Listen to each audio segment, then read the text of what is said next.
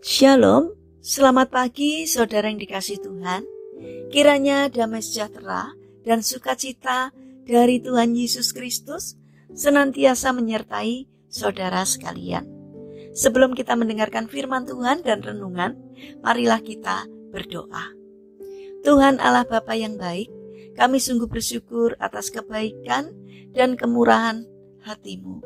Karena Engkau selalu melindungi kami dalam beristirahat sepanjang malam, sehingga kami dapat bangun dalam kondisi yang baik dan sehat.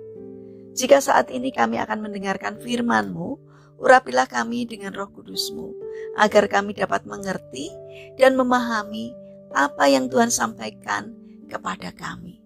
Terima kasih Tuhan, di dalam nama Tuhan Yesus Kristus kami berdoa. Amin. Saudara yang dikasihi Tuhan, bacaan firman Tuhan saat ini diambil dari kitab 1 Samuel pasal 15 ayat yang ke-28. Demikian sabda Tuhan. Kemudian berkatalah Samuel kepadanya, Tuhan telah mengoyakkan daripadamu jabatan raja atas Israel pada hari ini dan telah memberikannya kepada orang lain yang lebih baik daripadamu. Tema renungan saat ini adalah pentingnya hidup taat. Saudara yang dikasihi Tuhan, suatu hari para awak kapal terlihat sibuk mengurus segala sesuatu. Sebab sebentar lagi mereka akan meninggalkan dermaga. Tapi di tengah kesibukan, tiba-tiba angin topan bertiup dan terdengar suara yang amat keras dari sang komandan. Tiarap! Serentak seluruh awak kapal menjatuhkan diri ke dek kapal tanpa melihat ke kanan kiri, apalagi bertanya kepada temannya. Begitu ada komando tiarap, yang mereka tahu adalah mereka harus taat pada perintah tersebut. Sebenarnya apa yang terjadi? Ternyata saat itu ada sebuah kabel kawat raksasa terlepas, mengayun kencang ke sana kemari. Jika para awak kapal tetap berdiri dan terkena sabetannya, tubuh mereka bisa terbelah menjadi dua. Saudara yang terkasih, sikap yang diperlihatkan oleh para awak kapal tersebut sangat berbeda dengan sikap Raja Saul. Allah sudah memerintahkan agar Raja Saul mengalahkan orang Amalek, membunuh semua orang-orang di sana dan segala ternak yang ada. Namun, Saul malah membiarkan rajanya Agag hidup dan menyelamatkan kambing domba dan lembu yang terbaik. Melihat itu, Tuhan marah.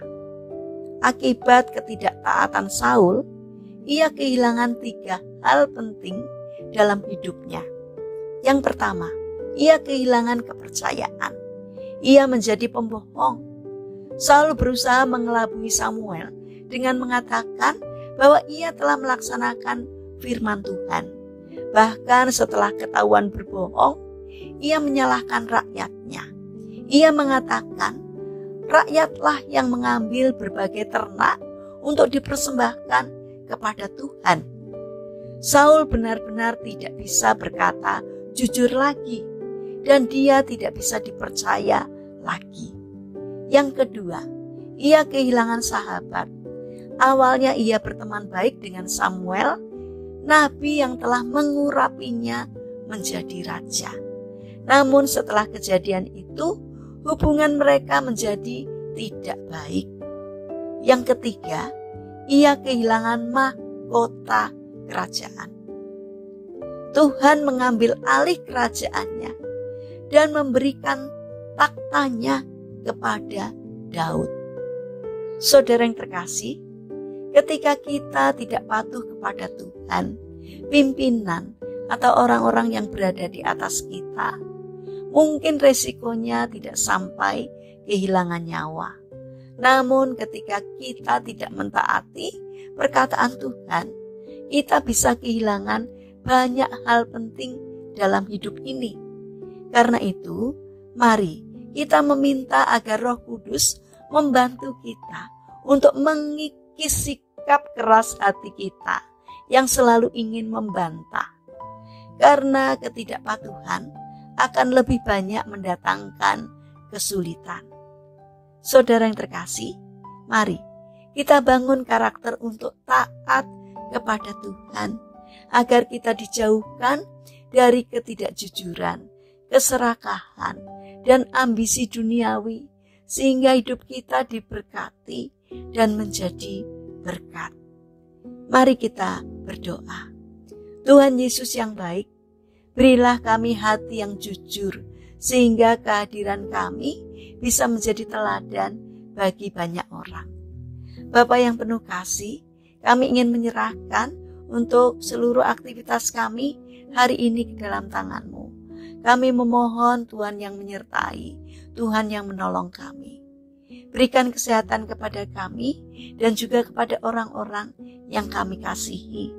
Kami mohon kiranya Tuhan yang menolong kami.